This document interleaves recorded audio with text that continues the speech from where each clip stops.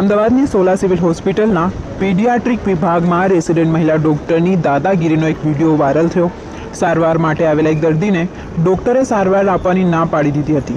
એટલું જ નહીં, મહિલા ડૉક્ટરે વિડીયો ઉતારતા વ્યક્તિ સાથે હાથ ચાલાકી પણ કરી હોવાનું સ્પષ્ટપણે વિડીયોમાં જોવા મળી રહ્યું છે।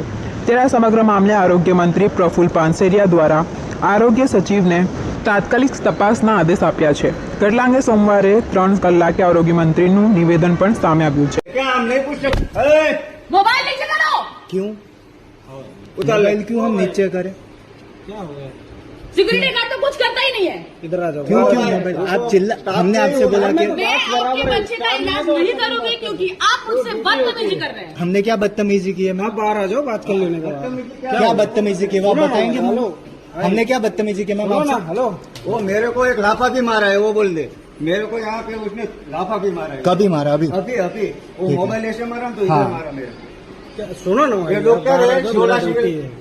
भाई तेरा ड्यूटी है ना, बलदेव से मैं बात कर लूँ। अरे धर्मेश से बात करता धर्मेश हूँ। बलदेव किससे बात करनी है? किससे करनी है? तो वो बात नहीं भाई, जो इससे झगड़ा ड्यूटी में સ્વચ્છતા સાથે ટંગ મેનેજમેન્ટ અમારું બિહેવિયર અને વાણી વર્તન પણ દર્દીઓ સાથે રહે, દરિદ્ર નારાયણની સેવાનો આ મોકો છે, ત્યારે એ પણ અમે આવનારા સમયમાં કરીશું।